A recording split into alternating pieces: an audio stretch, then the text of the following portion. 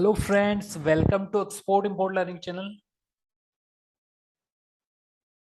और आज के सेशन में हम समझेंगे एक्सपोर्ट लेटर ऑफ क्रेडिट। ठीक है, इंपोर्ट और एक्सपोर्ट में जो लेटर ऑफ क्रेडिट होता है उसका इंपॉर्टेंस क्या है।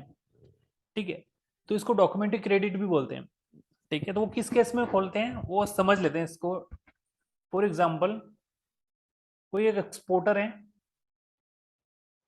ठीक है, वो अपने कार्गो को एक्सपोर्ट करना चाहता है, जिसमें उसको एक इंपोर्ट से परचेज ऑर्डर आया।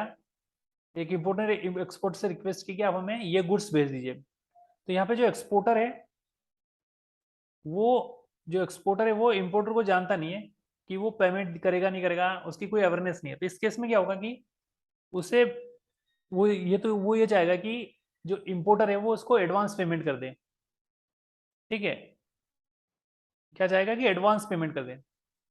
लेकिन इंपोर्टर अगर पेमेंट एडवांस नहीं कर रहा है तो क्या करेगा, उसके पास भी पेमेंट नहीं है। वो बोले कि मेरे को जब कार्गो मिल जाएगा तब पेमेंट करूंगा। तो इस केस में क्या होगा कि वो एक्सपोर्टर बोल देगा एक काम करिए, आप एक लेटर ऑफ क्रेडिट खुलवा दीजिए बैंक से। आप अपनी बैंक से एक लेटर ऑफ क्रेडिट खुलवा दीजिए।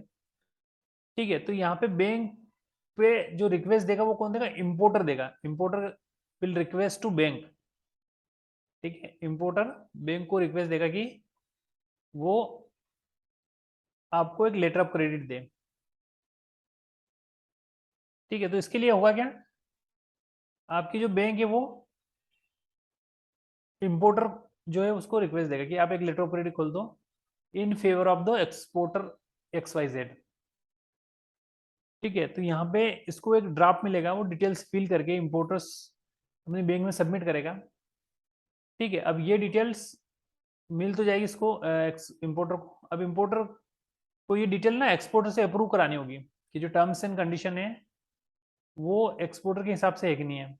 ठीक है, तो एक्सपोर्टर की जो टर्म्स कंडीशंस जो भी होगी, जैसे पेमेंट टर्म्स, इनको टर्म्स, या फिर जो भी पेमेंट कितने दिन में आएगी, सारी डिटेल्स एलसी में लिखी रहती है। तो वो चेक कौन करेगा, एक्सपोर्टर, क्योंकि पेमेंट लेनी है एक्सपोर्टर को।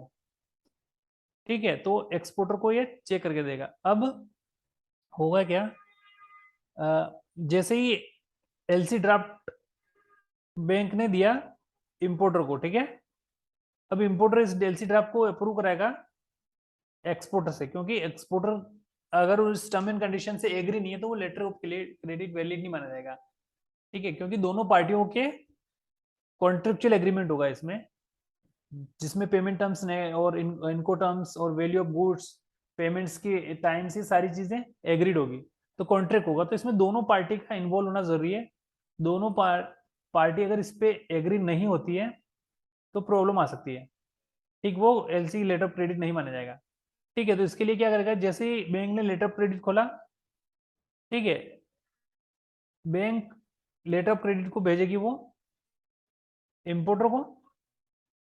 ठीक है, इंपोर्टर से अप्रूवल लेगा, जब ये अप्रूव कर देगा तो फिर क्या होगा, ये बैंक वापस इंपोर्टर को भेजेगा और इंपोर्टर क्या करेगा, इसकी बैंक को भेज देगी। ठीक है, तो यहाँ पे क्या होगा, लेटर ऑफ क्रेडिट अप्रूव्ड हो गया। इन एक्सपोर्टर को पता पड़ेगा कि इतने दिनों में इसकी पेमेंट आ जाएगी। ठीक है, तो अब होगा क्या, जैसे ही एक्सपोर्टर गुड डिस्पैच करेगा इंपोर्टर को, ठीक है,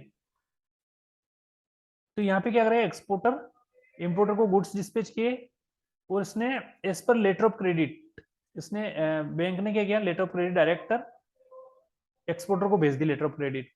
अब उस लेटर ऑफ क्रेडिट के अकॉर्डिंग एक्सपोर्टर को इंपोर्टर को वो डॉक्यूमेंट भेजने हैं, लेकिन डायरेक्ट नहीं भेजने। वो कहाँ भेजने हैं, एक्सपोर्टर को नहीं भेजेगा सीधा, वो डॉक्यूमेंट किसको भेजेगा, वो भेजेगा सीधा बैंक को एज पर letter of credit in favour of the bank. तो एक्सपोर्टर एज पर letter of credit set of document भेजेगा बैंक को। ठीक है, और बैंक क्या करेगी, उस डॉक्यूमेंट को चेक करेगी कि जो टर्म एंड कंडीशन थी वो मैच कर रही कि नहीं कर रही है। ठीक है, इसमें जो डॉक्यूमेंट मांगे थे वो मिल रहे कि नहीं मिल रहे, सारी चीजें चेक करने के बाद क्या करेगी, जो टेप जो भी पेमेंट टर्म्स होगी, जैसे 90 डेज फ्रॉम डिस्पैच डेट या 30 डेज फ्रॉम डिस्पैच डेट, ये सारे होने के बाद बैंक क्या करेगी, उस लेटर ऑफ क्रेडिट के बेस पे एक्सपोर्टर को पेमेंट कर देगी। ठीक है, तो इस प्रकार से एक्सपोर्टर को अपनी पेमेंट मिल जाएगी। तो यहाँ पे जो समझने की चीज ये है कि यहाँ पे इंपोर्टर को, जो एक्सपोर्टर है वो पेमेंट के लिए एक्सपोर्टर इंपोर्टर पे बिलीव नहीं कर रहा था कि मेरे को पेमेंट आएगी नहीं आएगी, तो इस इस जगह फिर एक्सपोर्टर ने बोला कि आप लेटर ऑफ क्रेडिट खुला दो, तो यहाँ पे बैंक ने गारंटी ले ली इस इंपोर्टर की कि अगर ये इंपोर्टर पेमेंट नहीं करेगा तो मैं पेमेंट करूंगा, आप कार्गो को डिस्पैच करो, इतने दिनों के बाद हम पेमेंट कर देंगे। ठीक है, तो ये आपका हो गया लेटर ऑफ क्रेडिट का बेसिक डेफिनेशन और वर्किंग प्रोसीजर।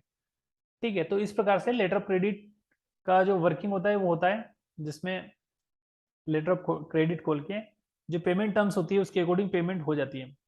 सो गाइज आज के सेशन में हमने समझा कि what is letter of credit.